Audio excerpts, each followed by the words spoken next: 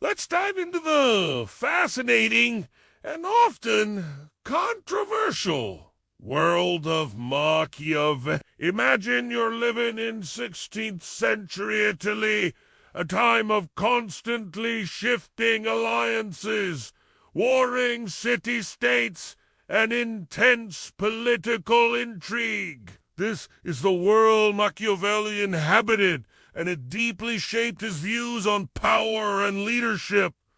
What exactly is the Machiavelli method? Think of the Machiavelli method not as a secret formula or a set of rigid instructions, but rather as a highly practical and unsentimental way of looking at how rulers actually gain, keep, and expand their power. It's less about how things should be and more about how things really are. Machiavelli's most famous work, The Prince, is essentially a handbook for rulers. He wasn't trying to write a book about how to be a good person in a moral sense. Instead, he was observing human nature and the political landscape with a cold, clear eye, and then advising leaders on the most effective strategies to stay in power and ensure the stability of their state. Here are some of the key ideas at the heart of his method.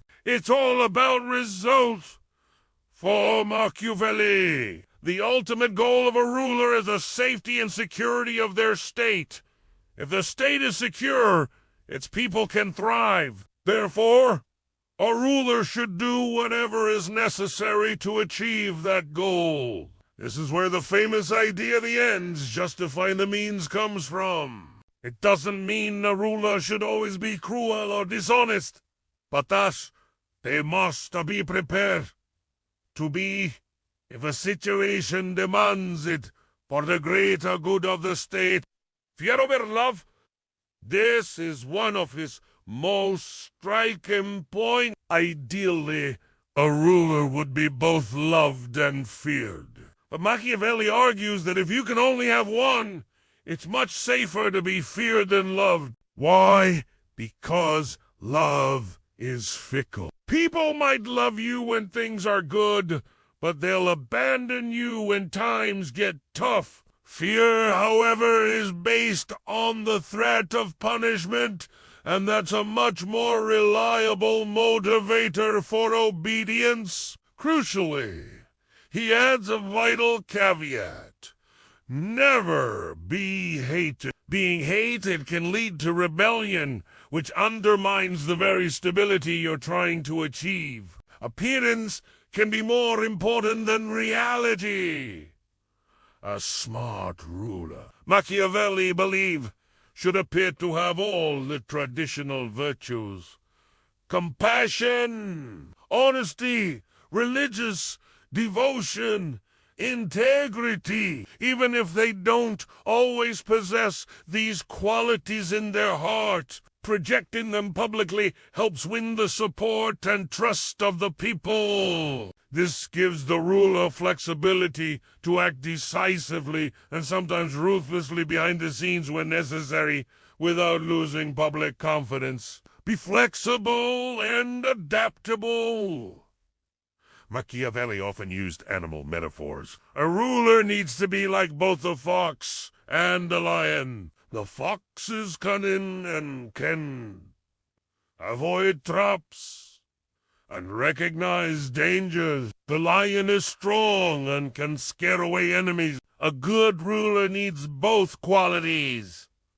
The wisdom to understand when to use trickery or diplomacy, and the strength to use force when persuasion fails. Understanding human nature, Machiavelli had a pretty cynical view of people. He believed that generally humans are self-interested, ungrateful, fickle, and driven by greed and fear. He wasn't saying everyone is bad, but he argued that a wise ruler should assume the worst in people and plan accordingly. If you expect people to be disloyal, you'll be better prepared when they are. Your own strength is key. Machiavelli was a big believer in a ruler having their own strong, loyal army rather than relying on mercenaries or allies. He saw good laws and a strong military as the two pillars of a stable state. Why being too kind is not right now? Let's tackle the uncomfortable question.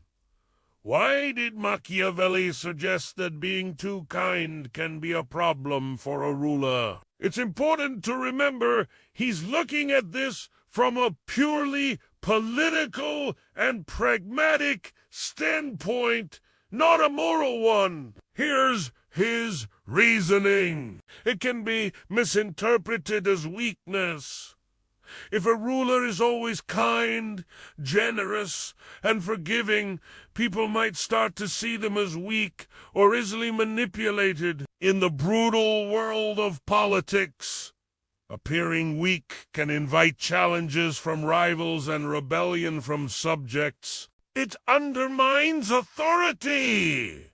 If subjects know they can get away with things, or that punishments will always be light, they might become less respectful of the law and the ruler's authority. This can lead to disorder and chaos, which ultimately harms the state. It sets unrealistic expectations. If a ruler is always showering kindness and benefits on people, and then circumstances change and they have to impose taxes or make unpopular decisions, the people will feel betrayed. They'll resent the ruler for taking away something they've come to expect. Machiavelli even said that if you must harm someone, do it swiftly and decisively, so they don't have time to plot revenge. It can prevent necessary tough decisions. A ruler who is overly concerned with being loved might hesitate to make difficult but crucial decisions, such as going to war, punishing traitors, or raising taxes, even if these actions are vital for the state's survival. The fear of losing popularity can paralyze effective governance. Love is unreliable. Fear is not. As we discussed, love is conditional and can vanish.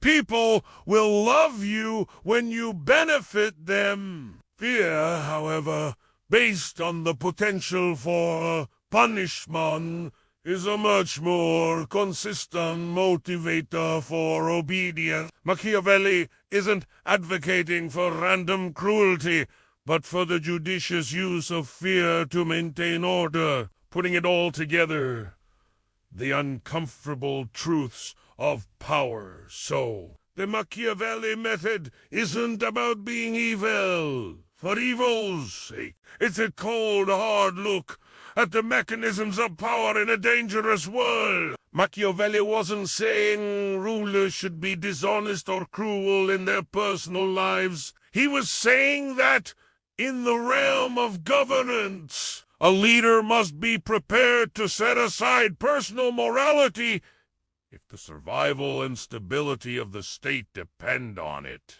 His ideas are deeply uncomfortable because they challenge our ingrained notions of what a good leader should be. He forces us to consider that sometimes, to achieve a greater good, a leader might have to make decisions that, on a personal level, seem morally questionable. It is a powerful and enduring legacy that continues to make us question the true nature of leadership and the realities of the political arena.